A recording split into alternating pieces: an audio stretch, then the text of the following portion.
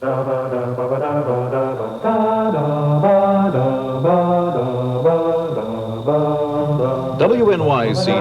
presents About the Arts with Barbara Lee Diamondstein.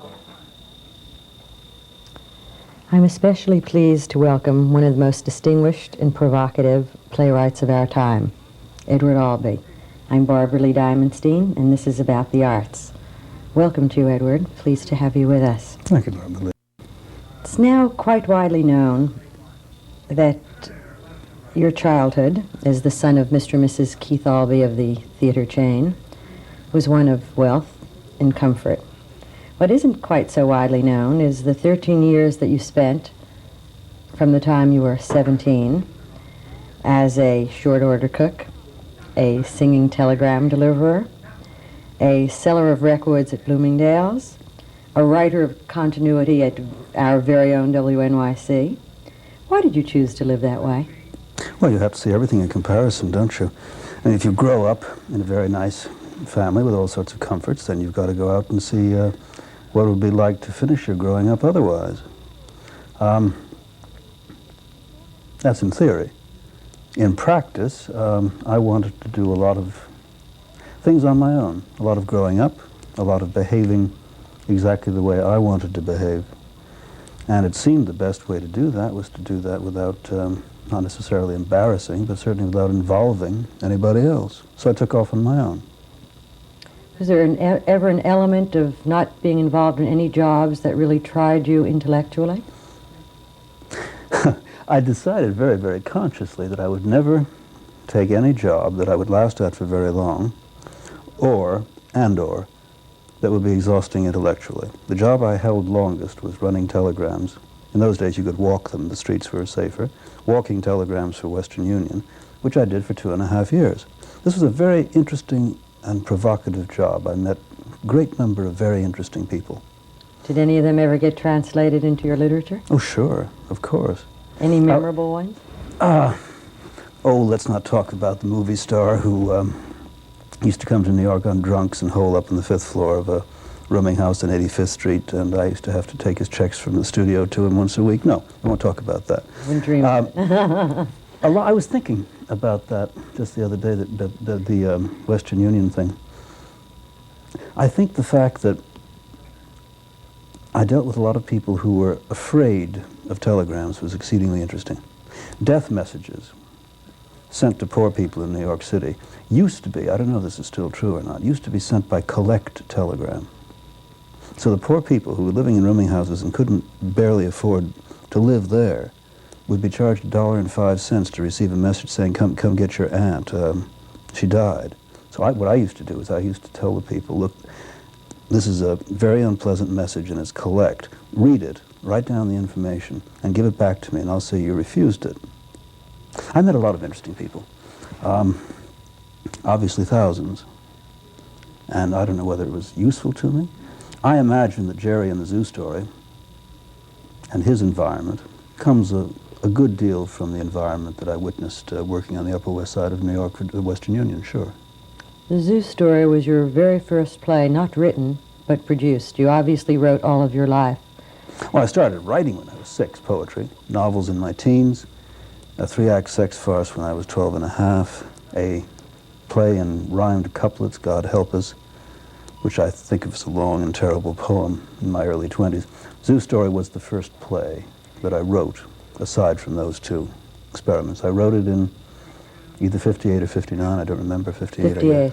Thank you. I can't remember. The reason that it's 20 years ago, isn't it? The reason that I remember is I can recall reading that play was written 2 months before your 30th birthday. Then and you said... It must indeed have been written in 58. Thanks a lot. Yes. 1958 then. And you said that it was a gesture to yourself. With all that you've accomplished, and still to be so young, if that was your first well-known play 2 months before your 30th birthday, and now it is obviously out, that it is approximately 2 months before your 50th birthday, what do you have in mind now? Well, I just happened to have finished a play, as a matter of fact, called The Lady from Dubuque, which I am at the moment exceedingly fond of. The lady and the play? Both. Both equally, I guess. I've never been to Dubuque. Has she? No. What does the title mean? What does the title mean? The title means it's what the play means, and I never like to talk about what they're about. I much prefer to get the misinformation from the critics as to what they're about, and then make up my mind what they're really about. They're all perfectly straightforward, simple plays. Yeah. Every single one of them. Do the characters know that, however? The actors who play them do. I've never had an actor, with one exception, say to me, I don't understand this role, no matter how complex anybody else has thought the play was. Well, we're all somewhat familiar with a little old lady from Dubuque. Is she in any way related to your woman? Well, one of the characters in my new play insists that she is the model for the little old lady from Dubuque, but there's absolutely no truth to it. Who was the original? The play is about truth and illusion, among other matters. I believe when Ross was beginning the New Yorker magazine, somebody asked him what its audience would be. And he said, well, certainly it is not going to be written for the little old lady from Dubuque. I must now pose that very same question to you. For whom have you written this play? Certainly not for the little old lady from Dubuque. You said it's all about truth and illusion. Well, what else is there? Truth, illusion, sense of reality, sense of identity. These things that I concern myself with in most of my plays. Well, if there is a single crimson thread running through your plays, I would, at least by my view, I would say it would be the stripping away of illusions. Why must illusions go? Eugene O'Neill said that you couldn't survive without what he referred to as, now I can't remember what he referred to it as, in The Iceman Cometh, pipe dreams. That affected me very much, because it struck me that that was absolutely wrong. That you've got to strip all the illusion away and then build all the pipe dreams, but know that they're untrue. That you can't build anything except on absolutely solid ground. Illusions are okay. Delusions are okay as long as you understand what they are. And so I suppose my plays are concerned with people knowing the difference between an illusion and a false illusion. Maintaining an illusion because you require it rather than believing it to be a truth. You once quoted as saying, and I'm going to try to remind you of that quote, and you can either refute or affirm it, that people still refuse to think, to act honorably, to think, people still refuse to think or to act honorably with each other. They are still mean and vicious, and they are the subject of my plays. That's part of it, certainly. I wouldn't refute that. I do think people deal quite dishonorably with themselves, dishonestly with themselves, which leads to dishonorable and dishonest dealing with other people. It's the self-awareness that's far more important, the self-delusion, which leads to the inadequacies, the cruelties, and everything else. The subject matter and even the theatrical techniques of your plays have varied quite widely. I'm thinking, obviously, of Virginia Woolf, Who's Afraid of Virginia Woolf, to Tiny Alice, to the American Dream, to the quotations from Chairman Mao, to Seascape. For our education, and this is quite a request, could you draw a verbal graph of your own theatrical development, and perhaps you might characterize the major periods? Because I think that they are all quite different, while often your critics keep on looking for recurring themes. Mm-hmm. I know they do. It's not George and Martha all over again. No, certainly not. One of the things that worries me is to have to start thinking of myself in the third person, and also posthumously. No. Well, here alive and well. I'm theoretically, given the actuarial tables, about halfway through my career. I've written 20 plays, 18, maybe 20. I plan to write another 18 or 20. Maybe by the time I finish that, a philosophical shape will have evolved, and a stylistic shape will have evolved. I am aware, though, that each play demands a slightly different kind of reality, a slightly different kind of style for its content. Style, form and content co-determining each other. That each play must be a totally different world, a totally different environment. The characters must be real in a totally different way in each particular play. So, all of my plays seem very dissimilar to each other, which is indeed the way they must. I suppose there is a particular sound going through the plays, which is the way my mind translates my thoughts into my characters' minds and character speeches. There must be a use of language which is now considered the way Albee writes. But it's very difficult for me to think about those things, because I think about the absolute reality of each piece.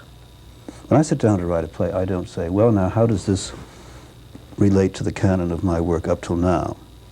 I mean, gee, I'd be a pretty silly person if I did that, wouldn't I? I'd certainly be a self-conscious and humorless person if I did that. And humor is a very significant part of your work. To my surprise, I can recall a long while ago, thinking of your literary exemplars and who they were, that humorous character writer that most amused you or provoked you was James Thurber. Oh, Is that indeed he did. still true? The most serious of our humorists. What about Thurber? Laughter in the dark, my goodness. I mean, he and Nabokov are both funny equally. And I find our most serious playwrights exceedingly funny writers. Sam Beckett is a very funny writer. Is it their sense of the absurd that you think is humorous? Sense of the absurd? In the existentialist sense of it, of course, certainly.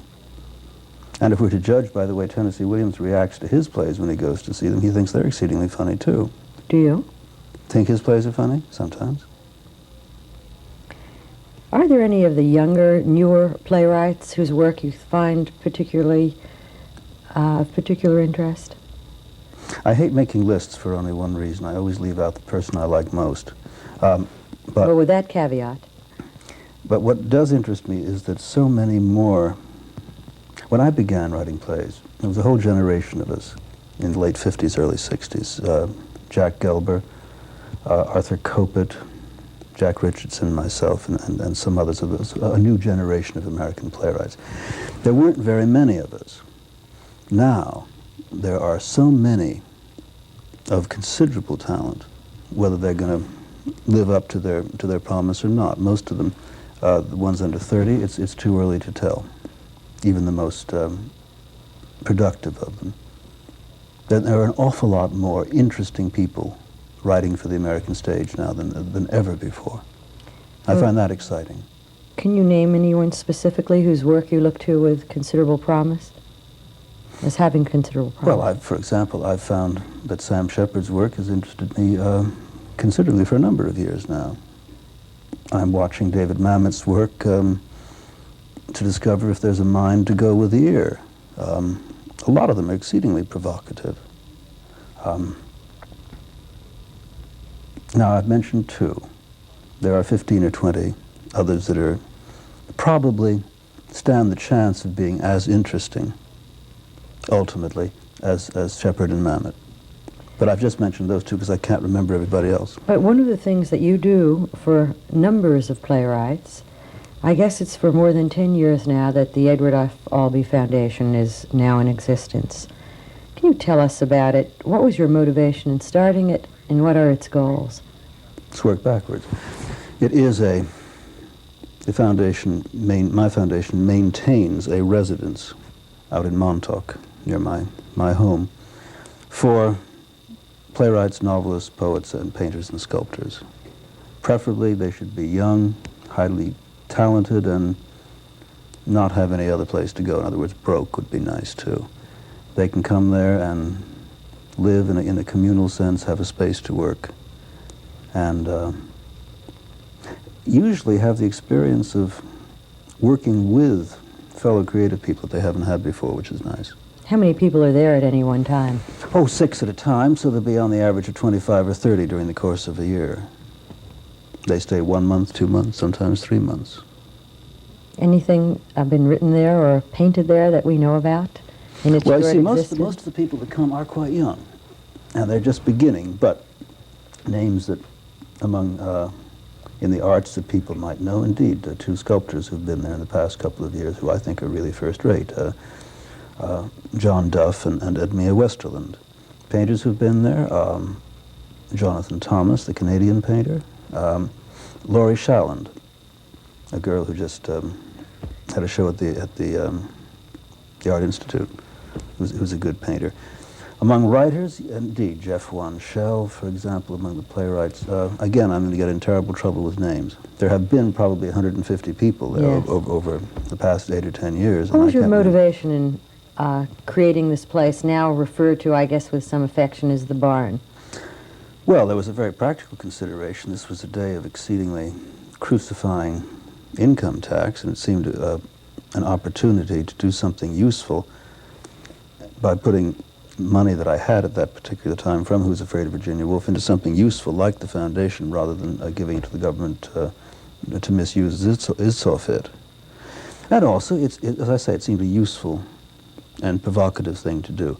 Most of the existing foundations are there for established creative people. The summer colonies, the writers' colonies, and that sort of thing, Yaddo, McDowell Colony, and the others, generally speaking, are for established people. I thought it'd be interesting to have one for people who are just starting out. You spend as much of your life in the company of the visual artist as the literary one. Have you ever painted yourself? I wanted to be a composer when I was 12, except I was too lazy to learn how to read music or play the piano. I do a little bit of post-constructivist sculpture painting from time to time. Sculpture painting? What do you mean when you say that? Well, it's sculpture that is really painting, and painting that is sort of sculptural. I mean, Van Tongelu did it, why shouldn't I? This play, The Lady from Dubuque, your new play, will we be seeing that on Broadway? I think so. Probably this coming autumn. And you will be directing it? Mm-hmm. I've taken to directing my plays now because I studied a lot of other directors directing my work. Good directors. You know, Alan Schneider and Peter Hall and Jean-Louis Barrault and Franco Zeffirelli and all the others. Good men. Yes. Little did they know that I was watching them very carefully to put them out of work. But I've learned how to be a reasonably good director. I know better than that, a very good director.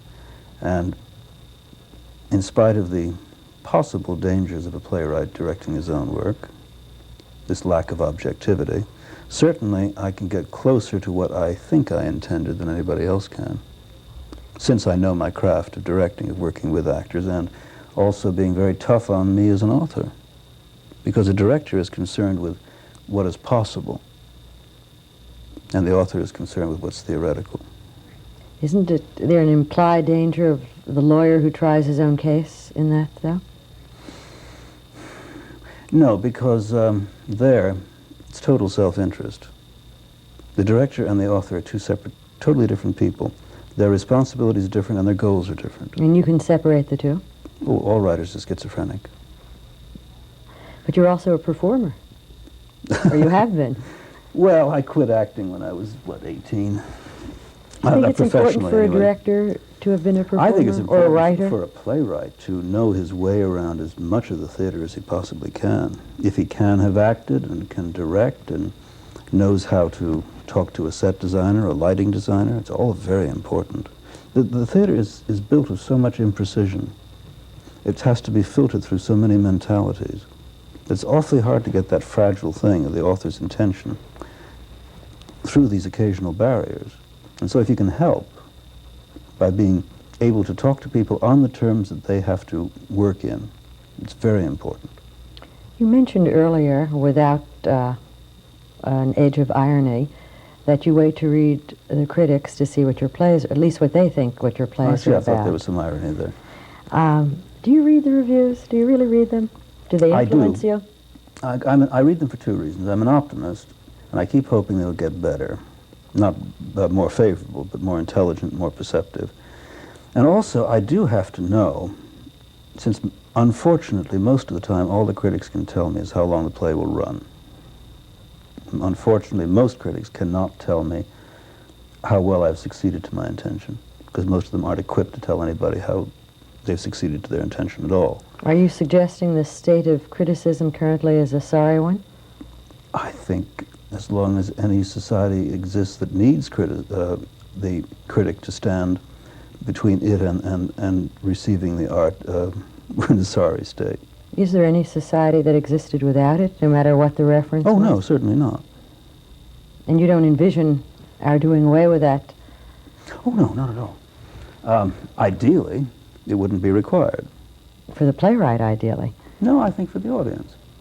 Don't you think the audience currently, particularly with the rise of the avant-garde, as widespread as it is sometimes, the currency, that the audience, and especially in this city, is particularly sophisticated, so that unless the review is utterly damning, it becomes a parallel source of information? I'm not sure about that. You're talking about the 5% of the people who participate in the arts who do it as a natural occurrence. It is said, for example, that out of a megalopolis around New York, the New York area, 15 million people, there is a guaranteed audience for a serious play of perhaps 60,000 people. Now, the rest of the audience is going to come fundamentally from what the critics say, not because they care about the serious experience for its own sake. Mm-hmm. All the time we hear that the theater is dying, all the time, except this year. Whenever have I heard more enthusiastic reports, at least from Broadway theater people, and off-Broadway as well. I guess you should tell us, since everyone in the theater always gets asked, and should be, what you consider to be the current state of the American theater. It's helped enormously by the fact that television is finally driving people out of the house. I think the level of mediocrity in the theater has risen considerably in the past 15, 20 years. I think most of what passes for seriousness is laughable. There is this awful dilemma of, in the commercial theater, can the really serious art piece survive, or must it be a kind of middle-bow ersatz piece that passes for seriousness, and that misinforms. It's a fairly complex matter. Should we have a national theater in this country?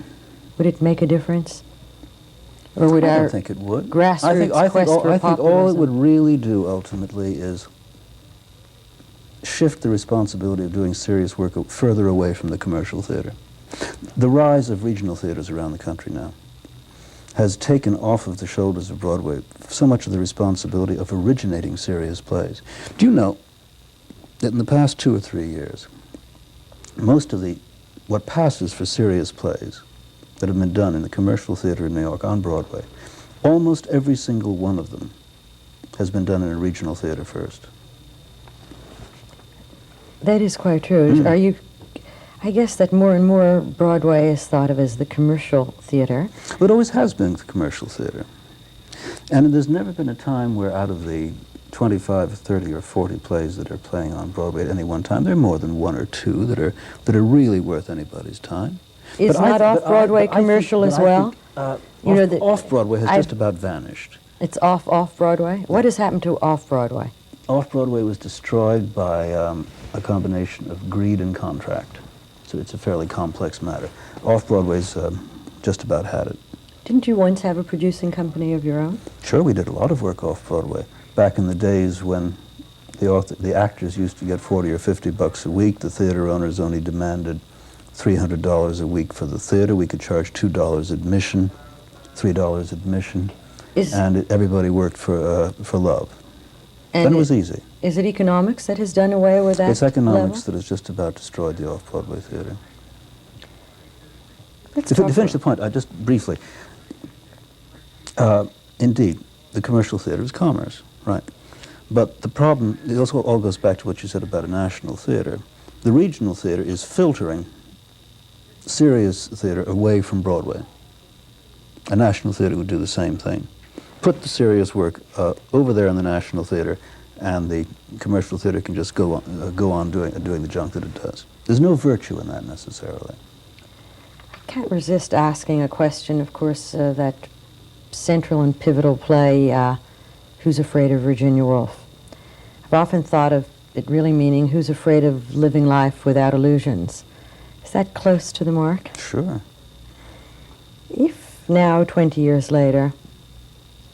No, it's not 20 years on that play. It's close. It is pretty close to it. 15 years on that yes, play.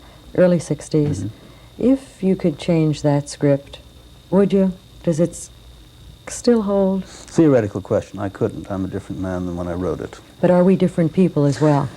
I'll tell you, I directed that play for revival on Broadway 2 years ago, and my level of tolerance has decreased, I guess, over the years, and I kept trying to find ways to cut it because, and unfortunately, I had an author there who'd written a play very tightly.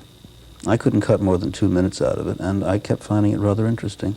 No, I don't think I would rewrite any of them differently. I don't know that I would write any of them right now because my concerns have shifted. What would George and Martha be doing today? If they survived the 2 or 3 months after the curtain went down on Act 3 of that play, I don't think they would have slipped back into false illusion. I think they'd be making out okay. You are an optimist. No, I think I know my characters pretty well. I don't think they'd be bouncing up and down and saying, whoopee, everything in the world is okay. I think they arrived by the end of that play at a greater understanding of the games they were playing with themselves and a greater understanding of each other. And if, I say, they survived without trying to construct another false environment for themselves, I imagine they've made it okay. Classical drama usually had man pitted against the world and the gods, but your plays mostly are about people that are being, I guess, terribly nasty to other people. It seems to be not only an important theme in your work, but for that matter in a good deal of contemporary literature. Well, I don't know that the Macbeths were very nice people. Certainly Lear had some trouble with his kids. I don't think Jocasta was too much fun to be around. I don't think it's changed all that much. I just think our definitions and the foci have changed. Well, one thing we know hasn't changed at all, and that is the rare combination of high talent, serious purpose, and dramatic intensity that you represent. We look forward to seeing The Lady from Dubuque this fall, and more of Edward Albee here and elsewhere. Thank you for joining us today. I'm Barbara Lee Diamondstein, and thank you, audience, for being with us, too.